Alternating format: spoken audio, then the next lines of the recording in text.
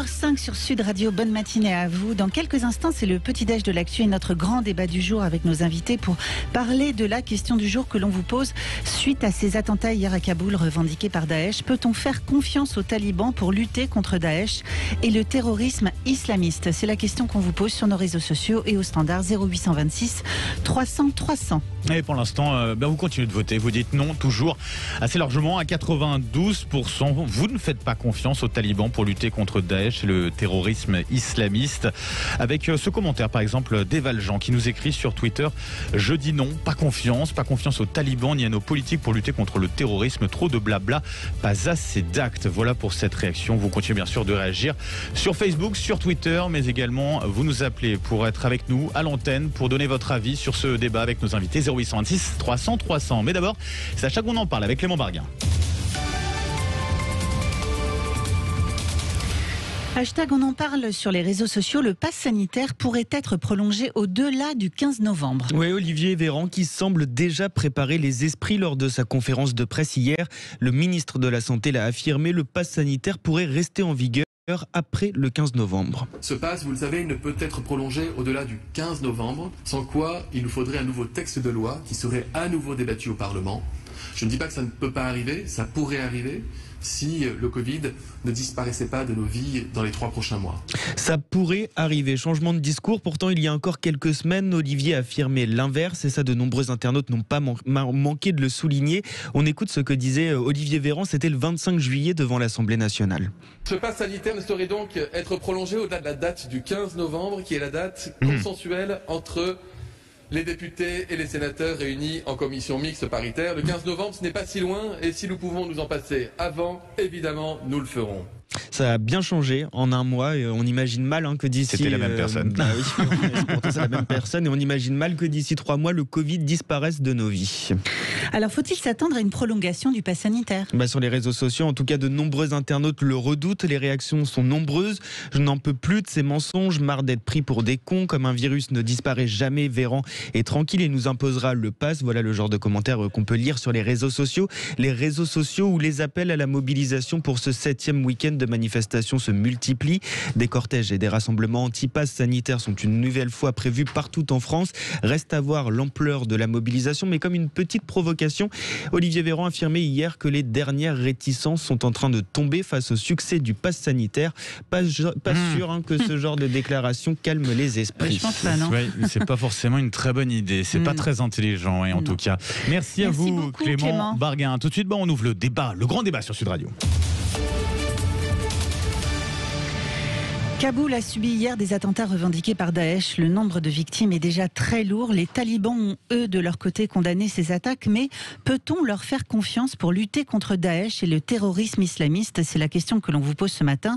On attend toujours vos réactions sur notre standard 0826 300 300, sur notre compte Twitter ou les réseaux sociaux. Et pour en parler, notre premier invité, Gérald Olivier, journaliste franco-américain, chercheur associé à l'IPSE, l'Institut de prospective et de sécurité en Europe. Bonjour Gérard Olivier. Bonjour Gérald Olivier. Oui, Gérald, effectivement. Oui, c'est la fin de l'été pour Marilyn, elle a beaucoup travaillé, donc elle est fatiguée un petit peu pour être honnête. Moi aussi. C'est la donc on va essayer de faire attention, en tout cas c'est vrai. Pardonnez-moi. C'est important, d'autant que le sujet est très sérieux, Gérald Olivier. Déjà, première question, comment les Américains ont réagi à l'annonce de ce bilan très lourd? On le rappelle, 13 militaires tués ainsi que 18 autres blessés. Est-ce que l'Amérique est en deuil actuellement ou l'heure des polémiques a-t-elle déjà sonné, débuté? Non, l'Amérique est en deuil, elle est aussi en colère. Elle a inévitablement très mal réagi parce que c'est un petit peu le scénario du pire qui est en train de se dérouler. C'est-à-dire que les Américains sont d'accord à une assez large majorité pour un retrait d'Afghanistan. Ce qui pose problème, c'est la manière dont ce retrait est exécuté par l'administration Biden. Et jusqu'à présent, l'administration pouvait se prévaloir du fait que les choses s'étaient passées dans la confusion, mais il n'y avait pas eu de mort. Et il n'y avait pas eu de mort côté américain. Et depuis hier, c'est terminé, c'est faux. Et ce qui choque considérablement les Américains dans cette affaire, c'est le fait que la sécurité de leurs ressortissants en Afghanistan a été confiée et dépend des talibans. Pour répondre à votre question, est-ce qu'on peut leur faire confiance? L'administration Biden a choisi de leur faire confiance dans le cadre de cette évacuation et les résultats sont manifestement dramatiques. Les Américains détestent se sentir impuissants et ils ont vraiment l'impression que leur gouvernement et leur armée sur place est impuissante. Et vous avez donc la première armée du monde qui est réduite à rien ou à néant par quelques bandes de combattants talibans. Et ça choque considérablement les Américains. Et ce qui les choque, et ce qui les a choqués encore hier soir, c'est que leur président, Joe Biden, ne paraît pas l'homme de la situation. Il paraît pas à la hauteur. Il manque de poigne, il manque d'assurance, il manque de avait l'air très fatigué d'ailleurs hier soir quand il a pris la parole. Extrêmement fatigué. Il a une élocution qui est très difficile. Dans son allocution d'hier soir, il a encore fait allusion au décès de son fils. Vous savez qu'il a un fils qui est décédé d'une tumeur au cerveau. C'était peut-être un peu malvenu en plus avant de parler de ces 13 militaires. Alors c'était 12 militaires tués avant quand il a pris la parole. Absolument. Et on a surtout l'impression de quelqu'un qui radote et qui n'arrive pas à sortir de sa propre bulle, qui n'arrive pas à être. Il est non seulement président, il est aussi le commandant en chef. Et c'est pas du tout un discours de commandant en chef que les Américains ont entendu hier soir. D'autant que les talibans ont pointé du doigt directement la responsabilité des militaires américains, quoi. En gros, ils ont dit finalement ces attentats, ils ont lieu sur des zones qui étaient normalement protégées par les Marines. Donc en plus, il faut subir aussi ces accusations d'une certaine façon.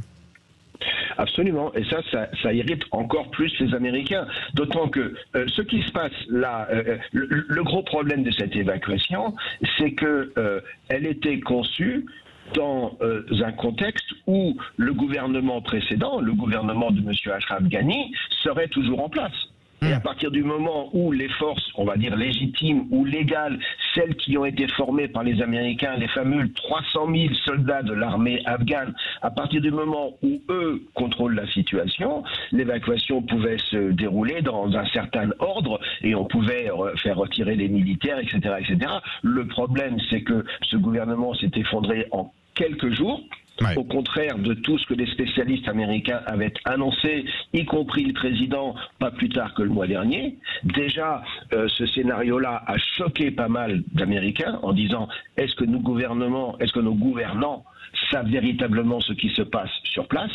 Est-ce que ça ne fait pas des années qu'on nous trompe sur la réalité de la situation? Et plus ils découvrent les choses, plus ils sont terrifiés ou horrifiés par la façon dont les choses se passent en Afghanistan. Gérald Olivier, deux choses importantes à noter dans le discours hier soir de Joe Biden. Ils traqueront les auteurs de ces attentats, mais dans le même temps, la date butoir du départ des troupes américaines est maintenue au 31 août. C'est mardi, c'est pratiquement demain. Est-ce que c'est pas là deux affirmations finalement contradictoires ? Alors en fait, ce sont deux éléments qui ne sont pas sur le même agenda. C'est-à-dire que je suis malgré tout convaincu que les Américains iront chercher les auteurs de ces attentats. Maintenant, c'est beaucoup plus difficile à faire quand vous n'avez personne sur le terrain, parce que ces gens vont se fondre dans la population. Par contre, malheureusement, du fait de leurs propres affirmations, l'administration Biden est tenue à ce deadline, à cette date limite du 31 août.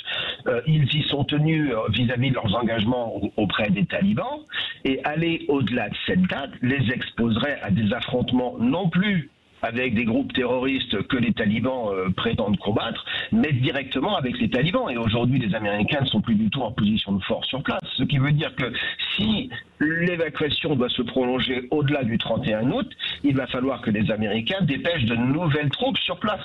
Or, ils ne contrôlent rien, sauf cet aéroport international qui manifestement est pris d'assaut tous les jours par un certain nombre de gens qui veulent évacuer. C'est quoi? C'est la faillite du politique, des renseignements? C'est les deux, ou les mon capitaine, c'est tout à la fois. Vous avez un échec du leadership, comme on dit en anglais, de la part du président. Vous avez un échec du renseignement militaire. Vous avez un échec de l'exécution par le Pentagone. Donc il y a plusieurs responsabilités. Vous avez peut-être derrière un échec du département d'État dans la façon dont les négociations ont été conduites avec les talibans. Je rappelle que, comme le dit toujours Joe Biden, les négociations ont été lancées par l'administration Trump. Ça, c'est parfaitement vrai. Oui. Mais en arrivant à la Maison-Blanche en janvier, Joe Biden aurait très bien pu suspendre ces négociations, infirmer cet accord comme il l'a fait vis-à-vis de l'accord de l'Iran, comme il l'a fait vis-à-vis de l'accord de Paris sur le climat, comme il l'a fait sur un certain nombre de politiques vis-à-vis de l'immigration, comme il l'a fait sur l'énergie. Il a inversé un certain nombre de décisions prises par l'administration Trump, mais en ce qui concerne l'Afghanistan, il a adopté cette stratégie du retrait et il en a fait la sienne. Et dans ses discours au printemps, il parlait même à la première personne en disant « j'ai pris la décision de mettre un terme à notre engagement en Afghanistan ». Donc ce retrait, il l'a pris à son compte et manifestement, il a été très mal géré par l'ensemble de son administration. Deux dernières questions, Gérald Olivier. Tout d'abord, certains commencent à faire le parallèle avec l'attaque de Benghazi qui avait coûté la vie en 2012, on s'en souvient, l'ambassadeur américain en Libye. Ça avait fortement nuit au mandat de Barack Obama. Est-ce que cette attaque risque d'avoir aussi des conséquences politiques très lourdes pour Joe Biden, selon vous? Ah oui, c'est un tournant majeur. C'est un tournant majeur, même pour Biden vis-à-vis de l'électorat démocrate. C'est-à-dire quand les républicains dénoncent la réalisation de ce qu'ils avaient toujours annoncé. Ils avaient dit Biden n'est pas un homme capable de gérer ça et vous verrez ce qui se passera lorsqu'il sera président. Les démocrates disaient autre chose, mais aujourd'hui au sein du camp démocrate, la crainte c'est que dans les élections intermédiaires qui vont intervenir dans un petit peu plus d'un an, eh bien ils soient balayés à cause des erreurs et de la confusion du président. L'un des personnages qui a été le plus critique du président Biden dans cette affaire, c'est un sénateur qui s'appelle le sénateur Menendez, qui est le président de la commission des affaires étrangères du Sénat, et c'est un démocrate. Et il a critiqué la manière dont cette évacuation a été conduite et les rebondissements, enfin, je veux dire, les conséquences politiques, elles vont se faire sentir à long terme et elles sont indéniables pour Biden et les démocrates. Les Américains sont allés en Afghanistan après les attentats du 11 novembre, l'attentat du 11 novembre 2001 pour mettre en place la démocratie, pour casser le terrorisme, pour casser Al-Qaïda. On se retrouve là 20 ans après avec la démocratie qui a disparu, les talibans qui sont au pouvoir et puis Daesh qui est présent déjà. Ça a servi à quoi ces 20 ans ? Alors ça, c'est la question à $60 000, comme on dit aux États-Unis. Oui, il est tragique de constater aujourd'hui l'échec de ces investissements, de toutes les vies qui ont été sacrifiées, des milliards de dollars qui ont été investis en Afghanistan alors qu'ils auraient pu être investis ailleurs. Et on a surtout l'impression d'un pays qui refuse d'apprendre ses leçons. Et je pense que ça, on va le découvrir dans les mois à venir, parce que les Américains sont très très forts pour mettre en place des commissions parlementaires et revenir en arrière pour réécrire l'histoire et savoir ce qui s'est passé. Donc l'ensemble des mensonges que l'état-major militaire et qu'un certain nombre de diplomates ont mis en avant au cours de toutes ces années, tout cela va être révélé dans les mois à venir. Mais il est évident que on a eu 20 ans de guerre et 10 jours d'effondrement. Donc le rapport entre les deux choque tout le monde, même ceux qui ne s'intéressaient pas à l'Afghanistan avant, même ceux qui étaient favorables à cette politique c'est une politique de reconstruction. Les Américains parlent de nation building. À la vérité, ils ont fait la guerre pendant 3 mois, de septembre à décembre 2001, et de décembre ou de janvier 2002 à aujourd'hui, ils ont essayé de construire un État fiable. Et le problème, c'est qu'ils ont totalement échoué, alors que pendant toutes ces années, ils ont prétendu être en bonne voie et ont demandé plus de crédit, plus de soutien, plus de troupes, etc. etc. C'est cet enchaînement-là qui choque et qui va choquer encore plus parce que c'est ce processus-là maintenant qui va être mis à jour par les institutions américaines et qui aura également des répercussions. Gérald Olivier, un grand merci d'avoir accepté notre invitation ce matin sur Sud Radio. Je rappelle que vous êtes journaliste franco-américain, chercheur associé à l'Institut de prospective et de sécurité en Europe. Merci à vous et bonne journée. Allez, 9h19, merci. 9h19 dans le Grand Matin de Sud Radio. On poursuit ce débat. On a vu le séisme aux États-Unis. On va voir maintenant les conséquences que ça peut avoir, Marilyn, du côté de la France. Chez nous, tout simplement. On voit ça dans un instant avec Claude Moniquet, ancien agent de la DGSE. À tout de suite sur Sud Radio. Bienvenue sur Sud Radio, il est 9h23 et on continue de débattre autour de la question du jour suite aux attentats hier à Kaboul. Peut-on faire confiance aux talibans pour lutter contre Daesh et le terrorisme islamiste? Pour en parler, notre nouvel invité, Claude Moniquet, spécialiste du renseignement, ancien agent de la DGSE. Bonjour Claude Moniquet. Bonjour. Bonjour à vous et merci. D'être avec nous ce matin sur Sud Radio. On a un peu de retard, désolé Claude Moniquet, mais c'est important en tout cas d'être avec vous pour voir un petit peu les conséquences que ça peut avoir aussi en France, parce que forcément on parle d'un événement qui se déroule à quelques milliers de kilomètres de chez nous, mais forcément ça peut avoir aussi un impact quand on parle de terrorisme, de djihadisme, forcément ça nous touche tout particulièrement ici chez nous. Quand on parle, alors la question, on va la rappeler, peut-on faire confiance aux talibans pour lutter contre Daesh et le terrorisme islamiste? Je vous pose la question tout simplement à vous, Claude Moniquet. Pour vous, est-ce qu'on peut leur faire confiance? On le sait, les talibans ont condamné ces attentats, en tout cas officiellement c'est ce qu'ils disent. Joe Biden lui affirme qu'ils n'ont rien à voir avec ces explosions, que pour lui il n'y a pas de lien avéré entre les talibans et Daesh. Quel est votre avis sur ce sujet? En fait, il faut distinguer deux choses. Les talibans en tant que mouvement, qu'organisation, sont clairement opposés à Daesh. Et c'est d'ailleurs réciproque, ils se traitent mutuellement d'impies, d'apostats, de mauvais musulmans, etc. Mais maintenant, la société afghane est une société extrêmement complexe, dans laquelle le clanisme l'emporte souvent sur les fidélités politiques. Donc on peut tout à fait avoir une organisation talibane qui s'oppose effectivement à Daesh, et puis à la base ou à des stades intermédiaires, des commandants talibans, des combattants, qui eux, pour des raisons claniques, des raisons familiales, des raisons tribales, ou simplement parce qu'ils ont déçu par la relative mollesse des talibans à leurs yeux, qui vont, eux, passer du côté de Daesh ou favoriser les activités de Daesh. Donc c'est une réponse à laquelle on ne peut pas répondre, une question à laquelle on ne peut pas répondre de manière simple, mais globalement, ce que je dirais, c'est qu'en Afghanistan, il faut rester relativement prudent, voire même méfiant.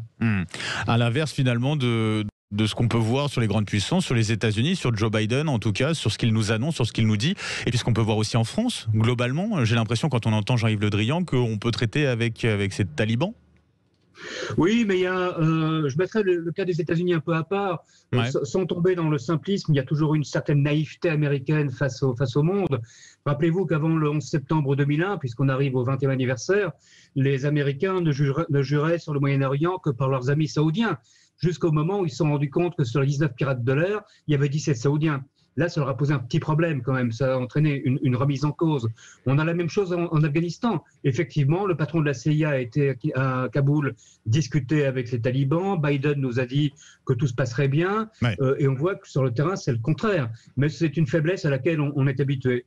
Du côté français, je pense qu'on est plutôt, comme ailleurs en Europe, sur une position plus politique qui vise à ne pas insulter l'avenir. Les talibans sont là pour un moment. Nous avons des intérêts dans la région, y compris si on veut protéger les populations. Donc il faut essayer de garder un cadre de dialogue ouvert avec eux. Parmi les intérêts, justement, essayer d'empêcher cette menace terroriste de menacer directement, en l'occurrence la France qui va continuer à évacuer, au moins jusqu'à ce soir. Concernant les réfugiés, il y a une actualité qui a beaucoup choqué, notamment on le voit sur les messages qu'on reçoit sur les réseaux sociaux. Sur cet Afghan, on en avait parlé la dernière fois qu'on vous avait reçu, Claude Moniquet, cet Afghan suspecté d'être en lien avec les talibans, qui a rompu son assignation finalement à résidence, 10 mois de prison avec sursis. Ça paraît pas beaucoup. Est-ce que c'est de nature à nous inquiéter ou pas ? Ce qui est de nature à nous inquiéter, c'est que même si clairement la majorité des gens qui ont été exfiltrés d'Afghanistan, des Afghans exfiltrés d'Afghanistan, sont des gens qui nous ont aidés, donc des gens qui appartiennent aux élites, entre autres parce qu'ils parlent des langues étrangères, qu'ils parlent le français, ce qui est quand même pas courant en Afghanistan, ça c'est plutôt de nature à inspirer confiance. Maintenant, très clairement, on a plusieurs problèmes. On peut avoir des infiltrés. On peut avoir des gens qui vont être mis sous pression par des extrémistes parce que leur famille est restée en Afghanistan et qu'on peut les menacer de faire du mal à leur famille. Ouais. On va avoir des gens qui seront certainement déçus de la France et peut-être du mode de vie français. Donc oui, on peut avoir, et surtout si cette vague d'exfiltration relativement limitée, puisqu'on parle de 2000 personnes à peu près, est suivie d'une vague d'immigration plus massive, là on peut avoir de sérieuses inquiétudes sur la possibilité de voir se constituer des réseaux en Europe. On a eu, rappelons-le, quand même en France déjà plusieurs attaques terroristes qui ont été commises par des Afghans. On poursuit le débat avec une nouvelle invitée qui nous rejoint, Marilyn. Oui, on accueille Myriam Benrad, politologue spécialiste du monde arabe, professeure associée en relations internationales à l'ILERI, l'Institut libre d'études des relations internationales. Bonjour et bienvenue Myriam. Bonjour. Bonjour à vous et merci d'être avec nous ce matin sur Sud Radio. Alors on a parlé il y a quelques minutes avec le journaliste Gérald Olivier de ce bilan assez lourd pour côté américain avec ces 13 militaires tués, ces blessés. Il ne faut pas oublier néanmoins le bilan afghan et il est très lourd, Myriam Benrad. Oui, les Afghans sont les premières victimes de ce conflit. Aujourd'hui, on parle des attentats qui viennent de survenir à Kaboul, de frapper notamment les abords de l'aéroport et on l'a vu, une dizaine de soldats américains. Mais en réalité, les premières victimes de la violence en Afghanistan et notamment de la violence djihadiste, qu'elle soit revendiquée d'ailleurs par l'État islamique ou par les talibans, ce sont les civils afghans qui n'ont aujourd'hui plus aucune option. La communauté internationale se retire. Les talibans ont pris le pouvoir. On voit bien qu'on est déjà en train d'entrer dans un cycle de guerre civile parce que ces attentats de l'État islamique, ce ne sont pas seulement des attentats contre les États-Unis pour marquer en quelque sorte l'humiliation finale des Américains. Ouais. Ce sont aussi des attentats qui montrent qu'on est déjà entré dans un cycle de guerre civile en Afghanistan. Certains commentateurs évoquent le retour du terrorisme islamiste en Afghanistan. Il avait réellement disparu, ce terroriste, depuis quelques années, ou il était toujours là ? Non, ça fait des années que l'Afghanistan est rongé par la violence djihadiste. Comme je viens de le mentionner, tout d'abord, les talibans eux-mêmes sont un mouvement djihadiste. Alors un mouvement djihadiste à couleur, on va dire, islamo-nationaliste, puisqu'ils prétendent vouloir le contrôle de l'Afghanistan et pas plus, et puis apaiser leurs relations avec le monde extérieur. Mais les talibans, rappelons-le, ont des liens étroits avec Al-Qaïda, qui, pour sa part, poursuit une logique de djihad global depuis les attentats du 11 septembre. Et puis on a enfin l'État islamique qui s'est implanté, notamment parmi les plus jeunes, avec un discours encore plus radical et qui, lui, comme je l'ai dit, est dans une logique de guerre civile parce qu'il cible certaines communautés en particulier, notamment les communautés chiites Hazara d'Afghanistan, qui ont fait les frais d'attaques extrêmement meurtrières. On a aussi toute la dimension, bien sûr, misogyne de la violence djihadiste qui, on le voit, frappe au premier plan les femmes. Et encore une fois, quelles sont les options aujourd'hui qu'on a vraiment alors que tout le monde évacue le pays ? Quelques chiffres, plus de 200 attaques depuis le début de l'année de la part de l'État islamique en Afghanistan. Donc c'est important de le dire et de dire qu'ils n'apparaissent pas là comme ça du jour au lendemain. Et selon un rapport de l'ONU publié en juillet dernier, on parle de 500 à quelques milliers de combattants de Daesh dans le pays. Myriam Benrad, vous restez avec nous. Claude Moniquet aussi. On revient dans un instant avec un auditeur qui sera avec nous, qui nous a appelé au 0826 300 300. On poursuit et on conclut ce débat. Bien sûr, à tout de suite sur Sud Radio. 9h33 dans le Grand Matin, été de Sud Radio. C'est la dernière partie de notre grand débat avec cette question. Je vous la rappelle sur nos réseaux sociaux, Twitter, Facebook, 0826 300 300. Peut-on faire confiance aux talibans pour lutter contre Daesh et le terrorisme islamiste ? Et on a un auditeur qui nous appelle, Marilyn. Oui, on a Hervé d'Antony qui voulait réagir sur ce sujet. Bonjour et bienvenue Hervé. Bonjour Hervé. Bonjour. Bonjour. Oui, moi je pense que les Américains, comme les Occidentaux d'ailleurs, ont mené une guerre armée, mais ils n'ont pas mené une guerre idéologique. Ce qui fait que ce qui se passe en Afghanistan, en fait, c'est l'islam. Daesh, c'est l'islam. L'Arabie Saoudite, c'est l'islam. Et quand ils sont quelque part, ils s'imposent parce que la religion islamique, qui n'est pas qu'une religion, qui est aussi un système juridico-politique, il impose ses normes juridiques quand il prend le pouvoir et quand ils sont assez nombreux. Je vous signale quand même, je dis ça pour les journalistes français au cas où il faudrait aller à Ivry-sur-Seine, qu'il y avait des petits maghrébins l'autre jour qui criaient vive les talibans. Donc on a quand même du souci à se faire et que quand on dit que l'islam est une religion de paix et d'amour, c'est ce qu'on appelle de la propagande, comme les nazis savaient très bien le faire, parce que l'islam c'est une religion guerrière. Il y a qu'à regarder. Après vous avez des États musulmans qui pratiquent pas la charia quand même, Hervé. Ah oui, alors d'accord, je vais vous répondre, je vais vous donner une vraie réponse. Ah oui, allez-y. Oui, bien sûr. Je vous donne une vraie réponse parce que comme ça vous pourrez vérifier. En août 1990, il y a eu une déclaration des droits de l'homme des pays islamiques et quand vous regardez, c'est signé par 54 pays musulmans, excusez-moi, et arabo-musulmans. Et quand vous regardez, en fait, c'est la charia. Donc en fait, la conception, pour eux, si vous voulez, il n'y a pas de droits de l'homme, il y a d'abord les droits de Dieu et d'Allah. Et donc, tant qu'on n'a pas compris que ce qu'était l'islam, tant qu'on fait semblant de confondre le christianisme et l'islam, le christianisme n'a rien à voir avec l'islam. Donc j'entendais votre universitaire Myriam qui parle de géostratégie, bon très bien, elle emploie le terme de djihadiste. Je dis pour les auditeurs que le djihad, c'est la guerre sainte, c'est théorisé dans les textes saints, les textes sacrés, notamment du Coran, et donc ceux qui font le djihad, ce sont des musulmans qui appliquent ce que demande le Coran. On va faire réagir nos invités.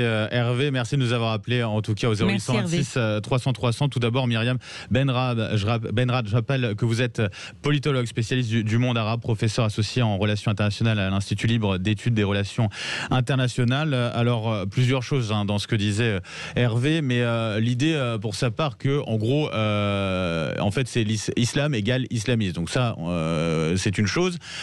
Surtout sur le point intéressant, je pense, ce qui relevait, c'est sur cette question de guerre idéologique. Je pense que sur la question de l'islam et de l'islamisme, on peut être d'accord pour faire la différence. C'est peut-être important de le rappeler déjà, Myriam Benrad. Et ensuite, sur cette notion de guerre idéologique à mener peut-être face aux talibans, à Daesh. Écoutez, l'islam, comme toutes les religions, peut être interprété comme on le souhaite, comme les croyants le souhaitent. Donc on a une interprétation belliqueuse, guerrière du côté des djihadistes, qui n'est absolument pas l'interprétation que des musulmans mystiques vont faire des prescriptions, enfin de ce qu'ils vont trouver dans le Coran. D'ailleurs, disons les choses, dans le Coran on trouve tout et son contraire. Donc les djihadistes, rappelons-le, font une lecture très sélective du Coran. D'ailleurs, une lecture qui est quand même essentiellement décontextualisée, puisqu'ils vont prendre des versets ici et là d'un contexte pour y voir l'appel au meurtre contre les mécréants, pour y voir l'appel au meurtre contre leurs coreligionnaires musulmans en les qualifiant d'apostats. Ils font une lecture à la fois littéraliste mais sélective. Donc je n'irai pas... Et rappelons aussi, on peut parler aussi à Hervé... J'aimerais finir s'il vous plaît. Ah, oui. J'aimerais finir s'il vous plaît, monsieur, parce que vous laisser du temps pour dire pas mal. Non mais c'est justement, alors attendez, alors juste une chose, c'était justement pour aller dans votre sens, c'était pour aller pour votre sens. On peut rappeler la question des croisades aussi du côté catholique, du côté chrétien. Voilà, je vous laisse finir bien sûr. C'est de la même manière, si vous voulez, oui, parce que je trouve que quand même le propos de cette personne est un peu un propos dangereux, d'autant que c'est un propos finalement qui réplique ce que les djihadistes disent eux-mêmes. Donc et surtout rappelons que les premières victimes des djihadistes sont les musulmans eux-mêmes. Donc il faut vraiment faire attention de ne pas faire d'assignation identitaire. Mais les croisades, c'est exactement la même chose. D'ailleurs, c'est ce que j'ai dit dans un de mes ouvrages. Je me suis intéressée à la question des croisades. Les djihadistes sont, excusez-moi, des demeurés qui n'ont jamais compris l'histoire des croisades. Et ça, n'importe quel historien va vous le dire. Donc il faut quand même lire un minimum sur les croisades pour voir que ce que disent les djihadistes, ça n'est pas l'islam. Et surtout, au-delà de ça, l'idéologie djihadiste est une idéologie contemporaine, moderne, qui s'inscrit dans la modernité. On le voit aussi avec leur projet politique, qui est un projet en fait de construction d'un État moderne, bureaucratique finalement. Ça n'a rien à voir avec le califat historique dont ils se réclament. Pour revenir à la question de la guerre sainte, et je finis très rapidement là-dessus, je ne vais pas monopoliser la parole, mais la guerre sainte c'est pareil. Le djihad à l'origine dans les textes sacrés, à aucun moment le terme djihad dans le Coran ne fait en fait explicitement référence à une guerre armée. La guerre, le meurtre, on va dire la conquête armée par la violence, c'est qital en arabe, ce n'est pas djihad. Donc il faut arrêter encore une fois aussi d'essentialiser ce terme, qui veut dire plutôt d'ailleurs dans l'islam conçu comme éthique collective, l'effort sur soi pour être meilleur, pour être une meilleure personne, un meilleur croyant. Donc c'est vous dire à quel point les djihadistes ont subverti cette religion pour en faire un outil de violence et de domination. Oui, Claude Moniquet, alors on va conclure rapidement effectivement parce qu'on déborde un petit peu. Claude Moniquet déjà, en quelques mots, ancien agent de la DGSE, je le rappelle, sur cette question de, Hervé en parlait de guerre idéologique, est-ce que on appréhende d'une certaine façon aussi, du côté de l'armée, la question de l'idéologie ou pas quand on intervient comme ça sur ce type de territoire? D'abord, je voudrais dire que je suis entièrement d'accord avec ce que vient de dire Myriam Benrad. Il n'y a aucun doute pour moi sur cet aspect des choses. Ouais. Les armées essaient d'appréhender les phénomènes culturels des terrains d'opération sur lesquels elles interviennent. Et les services d'enseignement également, surtout peut-être les services d'enseignement. Et ça nous permet quand même d'appuyer sur un point précis. Je comprends très bien qu'il y a des gens aujourd'hui qui refusent l'islam en France, etc. On le voit. C'est un mouvement qui existe, qui est déplorable, mais qui existe. Cela étant, très clairement, la guerre contre l'extrémisme, la guerre contre le djihad, on ne la remportera que par une alliance avec les éléments modérés, les éléments sains qui sont majoritaires dans le monde musulman. En dehors de cela, il n'y a pas de possibilité de remporter cette guerre, en tout cas les aspects idéologiques de cette guerre. Donc il faut être très clair là-dessus. Et effectivement, tous les discours qu'on entend sur les musulmans sont tous les mêmes et tous des djihadistes, c'est exactement ce que veulent les gens de Daesh. Fondamentalement, ce qu'ils veulent, c'est pas vaincre militairement l'Occident, ils savent bien qu'ils n'y arriveront pas, c'est semer chez nous de la discorde et semer chez nous des ferments de division qui feront qu'ils arriveront à une espèce de guerre civile où les musulmans en France et en Europe se sentiront rejetés et seront attirés vers le djihadisme. Et vous avez raison. Le discours qu'on vient d'entendre, c'est un très grand danger parce que ça va dans le sens voulu par les extrémistes. Vous avez raison d'insister sur ce point. Quand on parle de division, on voit où on en est aussi aujourd'hui en France, malheureusement. Un grand merci, Claude Moniquet, spécialiste du renseignement, ancien agent de la DGSE, d'avoir accepté de débattre avec nous ce matin sur Sud Radio. Et merci beaucoup, Myriam Benrad, d'avoir été avec nous. Je rappelle, politologue, spécialiste du monde arabe, professeur associé en relations internationales à l'Institut libre d'études des relations internationales. C'est vrai que c'est important aussi d'entrer dans les nuances. C'est pour ça qu'on prend le temps aussi sur Sud Radio de pouvoir développer toutes ces questions qui sont pour le coup très compliquées. On l'avoue. Voilà, on conclut en tout cas ce débat avec le résultat de nos votes. On rappelle la question qu'on posait, Marilyn, ce matin à nos éditeurs sur Twitter, Facebook et au 0826 300 300. Peut-on faire confiance aux talibans pour lutter contre Daesh et le terrorisme islamiste? Ça donnait quoi? Le résultat non à 92% avec la réaction de Mirif qui dit autant confiance en eux qu'envers les Occidentaux qui vont installer la démocratie. Ouais, c'est une autre question aussi qu'on pourra poser. En tout cas, merci à nos débatteurs, l'ensemble de nos débatteurs. Merci aussi à vous tous d'avoir participé à ce débat.